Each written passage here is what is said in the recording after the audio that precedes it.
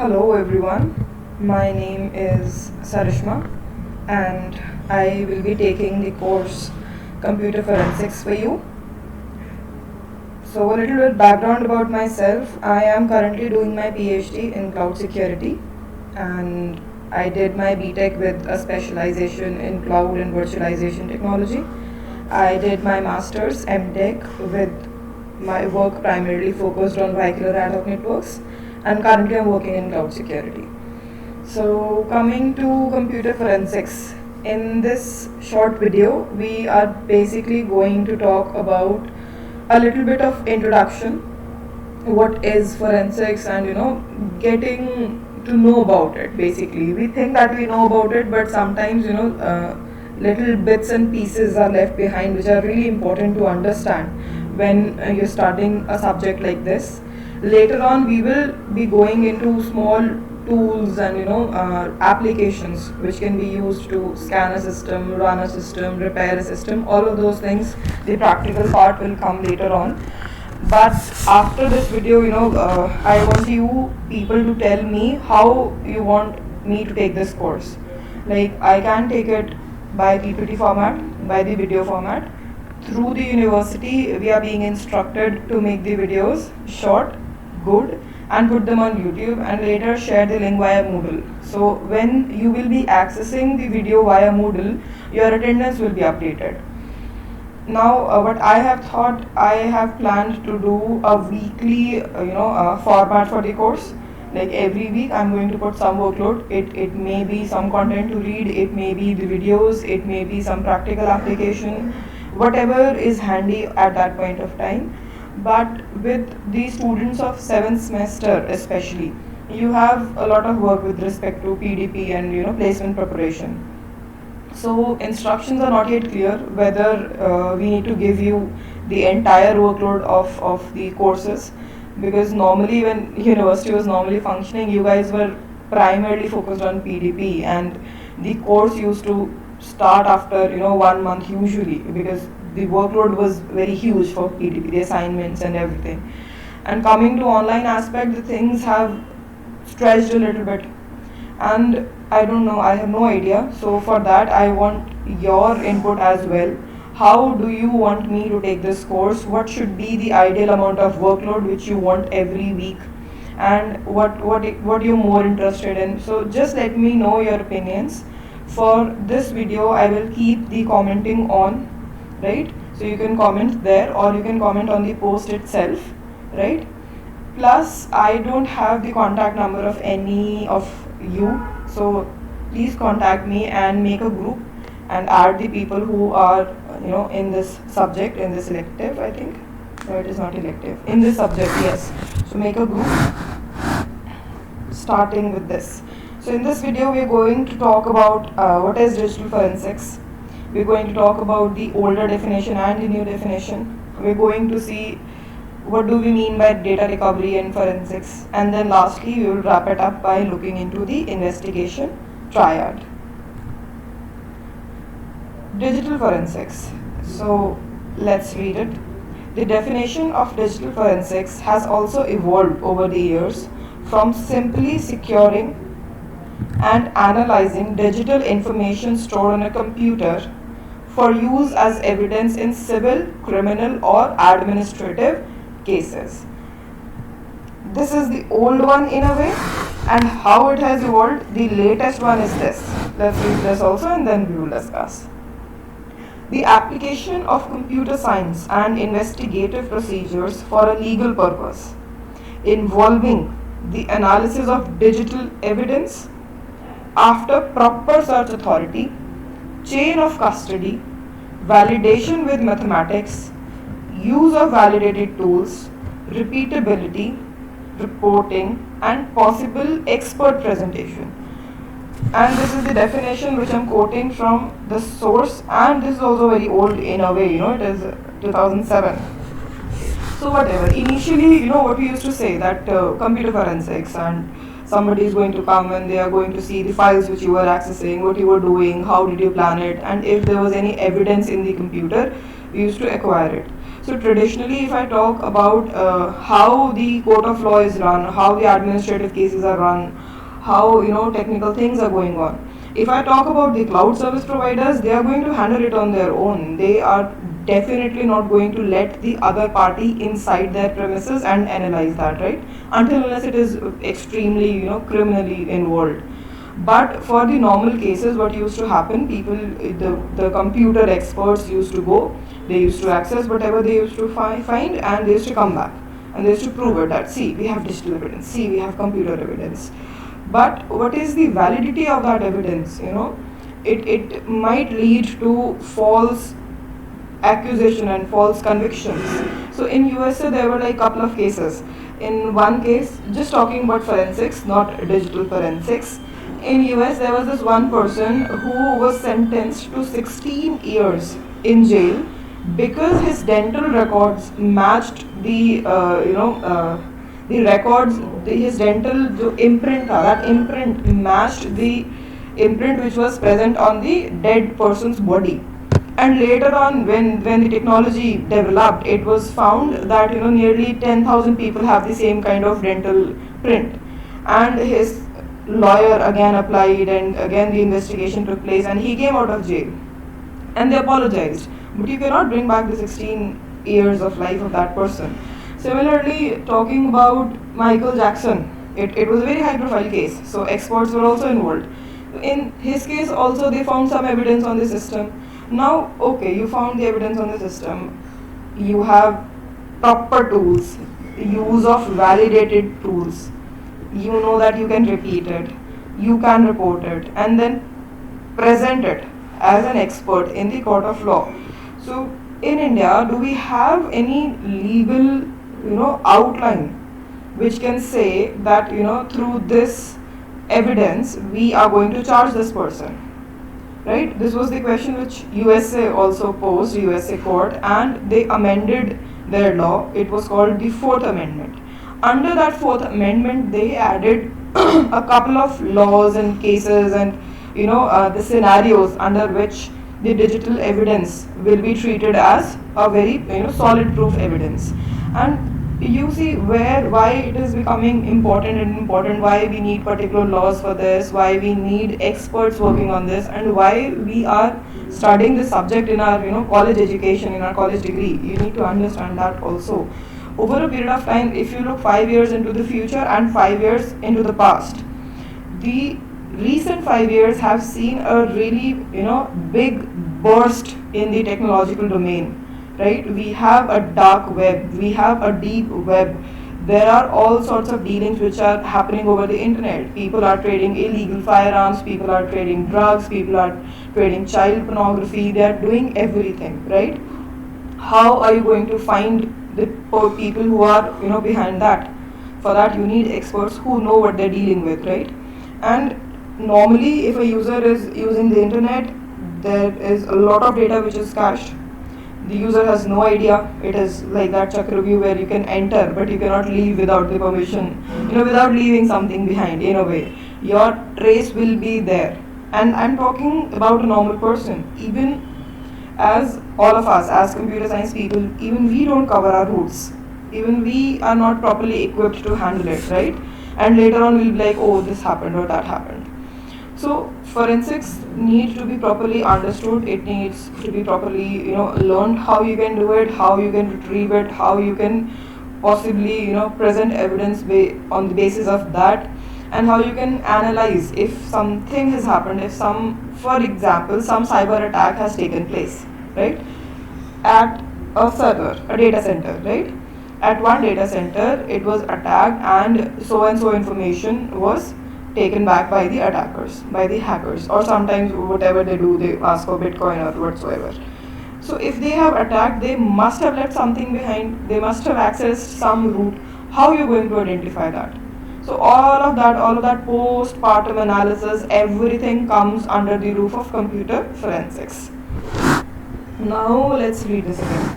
The application of computer science, right? So first of all, you are applying computer science because you have to analyze the digital stuff. So you cannot analyze the digital stuff if you have no idea about computer science. So you have to apply the computer science. You need to apply your operating system knowledge, your networks knowledge, your systems knowledge, your hardware knowledge.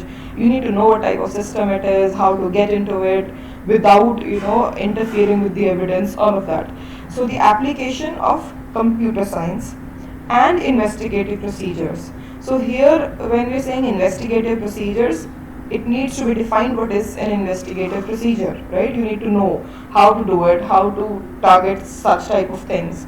Randomly if I ask you that so and so is the list of the tools, ye karta hai, ye karta hai, ye karta hai, now go and do it, you won't be able to do it, right?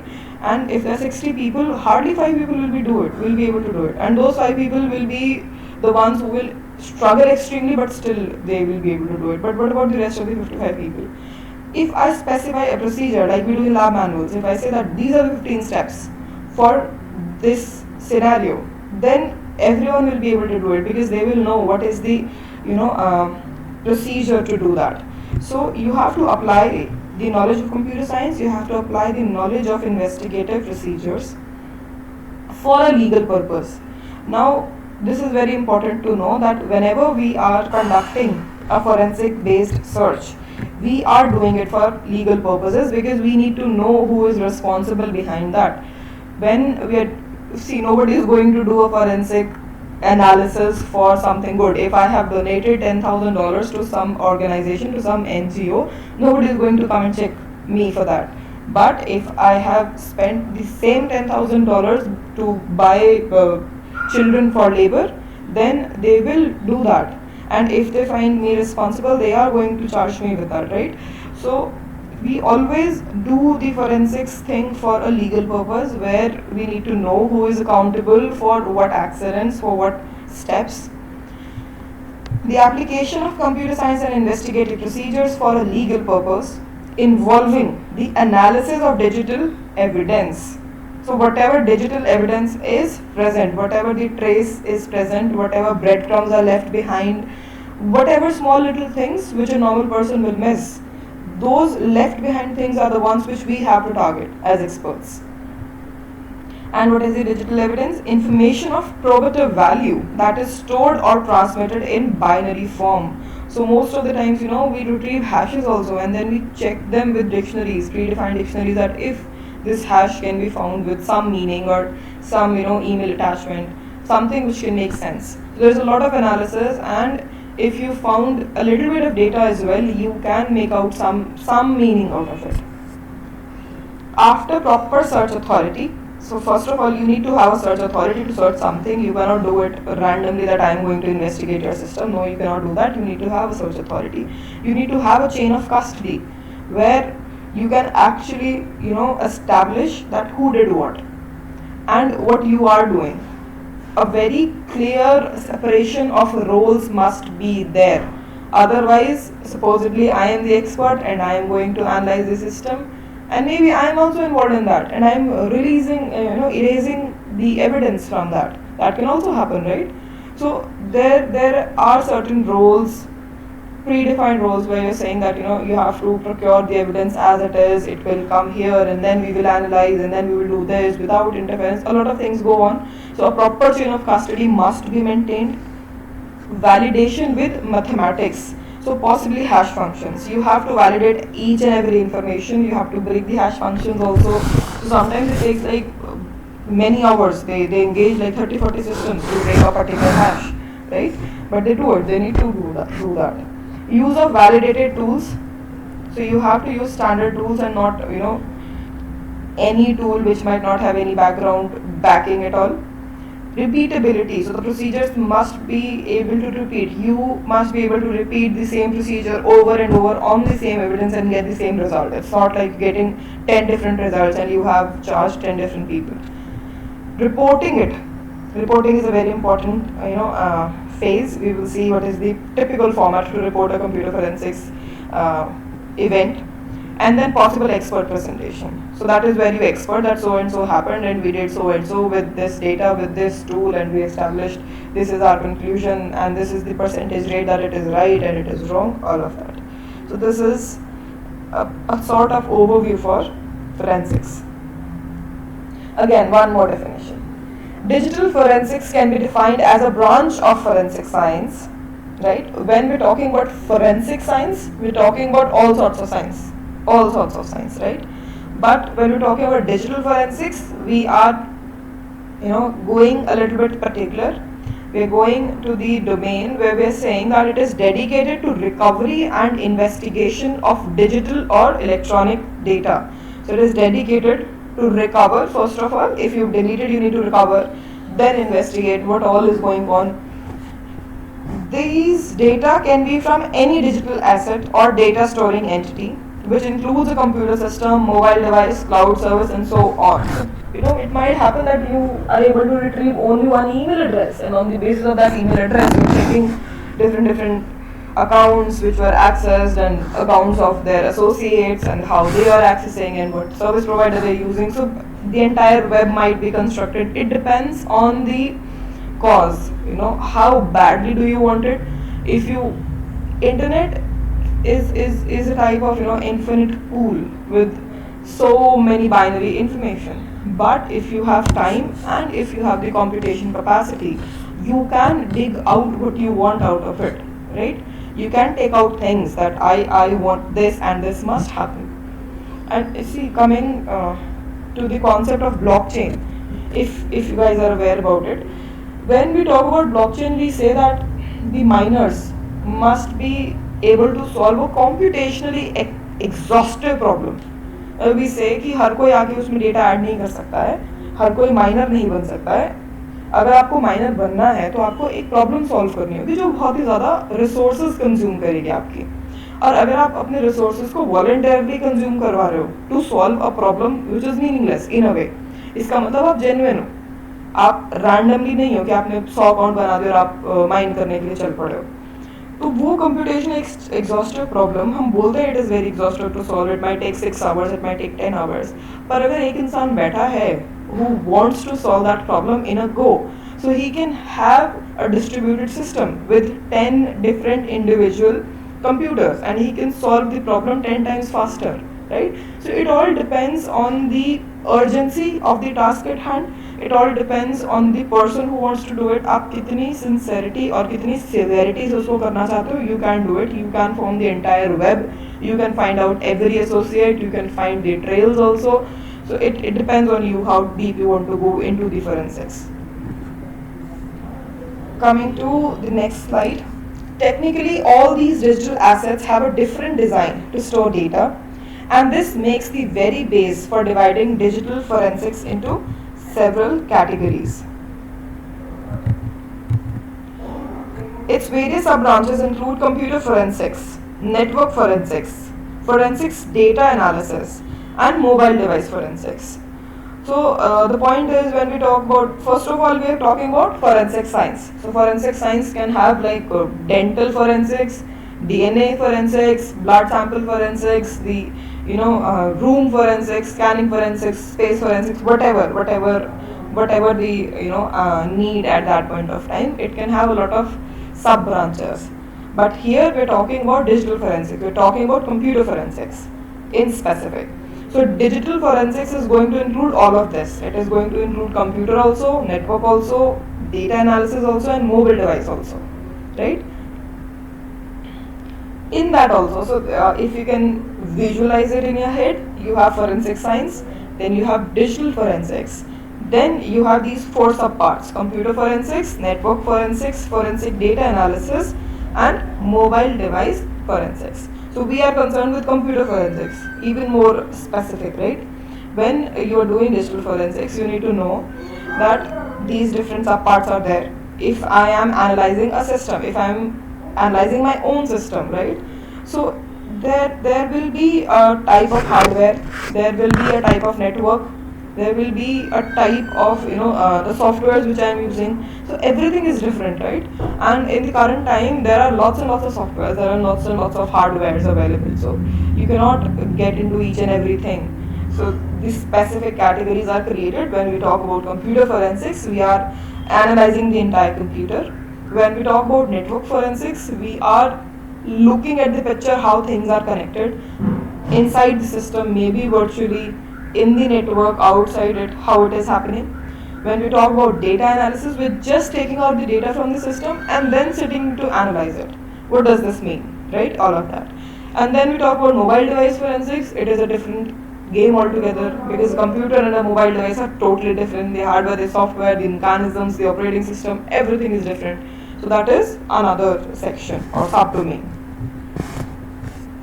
So now the questions, two questions which I want you to think about. Can we trust digital forensics, right? I had this friend back in 2009, when Facebook was just launched, and it was a very big thing in the school and all of that. That you have a Facebook account, I have a Facebook account. So I got myself a computer, the proper desktop computer, and the broadband as well, the same broadband which I got here, right? I got it in 2009, the BSNL one. Why? Because I had to run Orkut and Facebook. So what happened was, there was this friend of mine, she came to my place, very close friend of mine, and I had no idea about the Facebook thing, that what all can go wrong when you're sharing your passwords and all. So I shared my password. She did not share her password with me, but I shared my password with her. And later on, after 3 years, I found out that she was chatting with 2-3 people from my account, the people who were not friends of hers, and she was talking to them through my account. And one day I was surprised, how is it happening? What is going on? I'm sitting on my system and chat is going on. What is going on? I was not able to understand, right? So if she was illegally trading something at that point of time, and some legal person came into my house to investigate my system, the digital evidence, they will definitely find that this is my account, registered under my name, I have my own password, that means only I know it. That is why it is a secret thing, right? And now I am chatting with the people who are the culprit, right? And the proper conversation is there, that you sold so and so material with so and so price, so definitely I am going to jail, even though I am the person who is innocent, but still I will go to jail. So can you trust that? All of you have your Moodle passwords, and I can guarantee that 90% of the students are not going to change it. So in my college time, it used to happen, the faculties never used to change their password.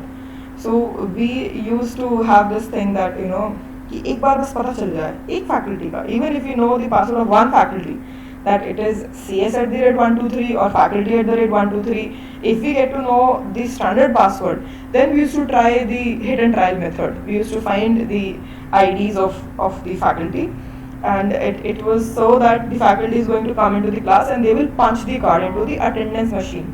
So we have this attendance machine in the class.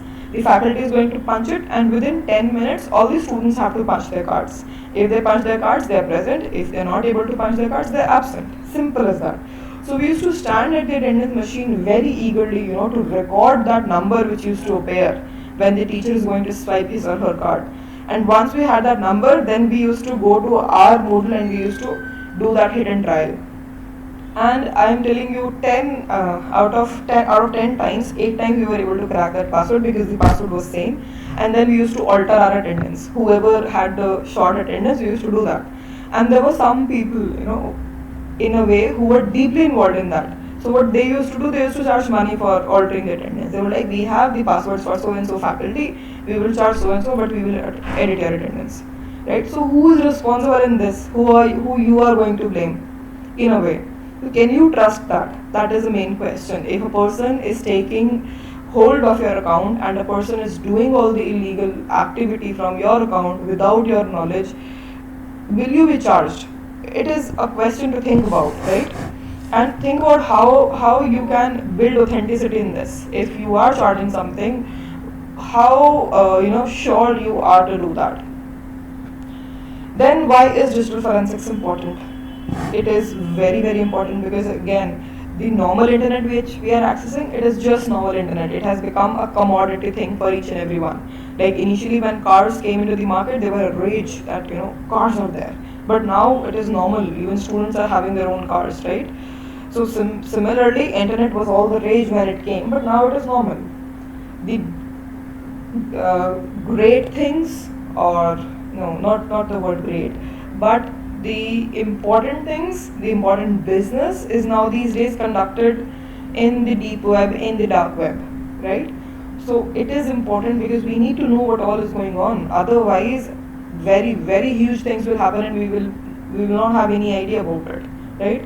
Also, currently, a lot of, sexually abusive things are happening by acquiring information online. There was this thing, you must have heard about it, that people were using photographs taken out of social media and they were using that to paste it on the pornography sites, and then they were using that. So it is a crime and you need to know who is doing that, right?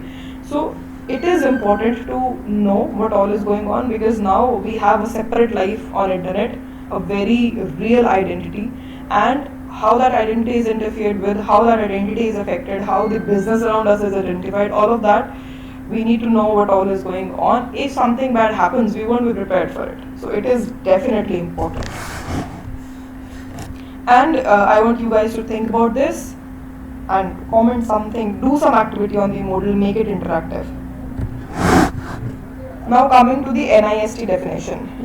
Digital forensics is defined as the application of science to the identification, collection, examination and analysis of data while preserving the integrity of the information and maintaining a strict chain of custody for the data. Again, the same thing.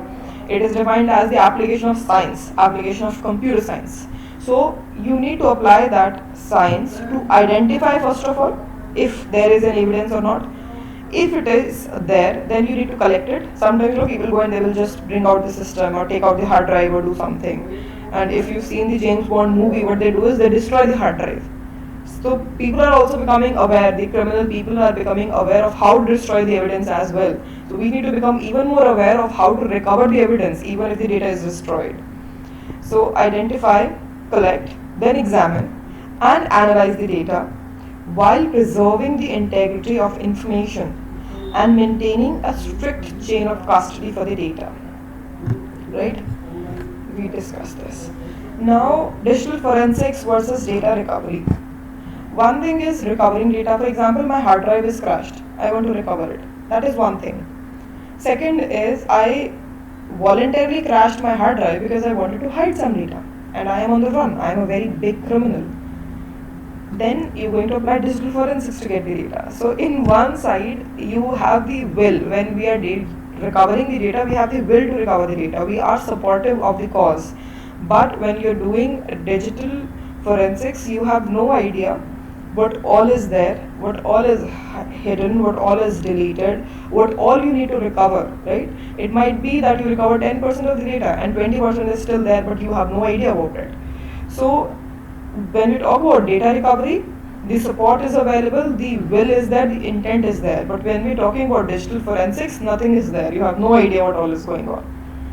So you can read this. I will share the PPT. The lecture is getting a little bit long. Yeah, it's 28 minutes already. Okay. So again, I request you, only 16 students are enrolled. I just checked. The participant number is 16. And I don't know how many more students will be enrolled, and out of the 16 also how many are going to listen to this video. But again, please let me know how you want this course to go, because I will design the course accordingly. But once I do it, then I'm not going to roll back. If I design the workload, if I design the stuff, then I'm not going to take a step back. Then you will have to prepare each and everything. But I want you to tell me now, I am asking you this again, requesting you again to let me know how you want this course to run, what are your requirements, what are your expectations, and what is the workload which you want, how I should run this, right? There will be little bit quizzes and little bit of articles, everything which I can do, I will do. But just let me know, give me your inputs for this, right? One thing. Second, there is this video on YouTube by John Oliver under the name Forensics. So have a look at that. You will understand some it is a funny type of video, but it is really informative. So have a look at it and understand what all the person is saying. Apart from that, I will try to add 1 or 2 articles to read. in this week's workload apart from this video, and tomorrow we are going to have a live discussion. So yeah, I will turn the comments off. You can talk to me in the live discussion tomorrow. I will keep it from 9 to 10. Create your Google accounts for the Google Meet. Yeah, lastly is investigation triad. So investigation triad, we have three different dimensions. The first one is digital investigation, where you're investigating what all is going on. The second is network intrusion detection and incident response. For example, you have acquired one system. If you've seen that movie, James Bond Skyfall, what happens is they acquire a system from a criminal and they will take it back to their headquarters and then they plug in the system to crack it. But they have no idea that the criminal has installed a different attack. So the moment they plug in that system into their headquarters, this system attacks the systems. The system of the criminal is going to attack the systems of the entire headquarter, and the entire headquarter goes down in a way, right? So you need to know the intrusion detection also, what all is being checked into the network and what all is going out, and you need to know the mechanisms for incident response as well. If something happens, what you need to do, right? If it is burning on its own, you have system in your hand and it is set to auto destroy or something of that sort, how you are going to cancel that or handle that. Third is vulnerability, threat assessment, and risk management. So what is the risk associated with accessing such kind of evidence? What are the vulnerability aspect? What is the assessment of the entire threat? So this is the investigation triad. You need to understand what you are investigating. You need to understand if something happens, how you're going to respond, what is the intrusion detection mechanism being used, and if you are investigating it, you need to know what is the risk associated, what are the threats which are there with respect to it, and how you can assess it. Same, yes. So we're done with this. I will share the PPT also, and think about these questions, right? Can they be trusted, and are they really important? I can share this. I will share this book also. If you want to go through the first chapter of this book, just go through the first chapter, because the rest of the chapters are really theory oriented. So I don't think you will be needing that. All right. Thank you. Have a good day.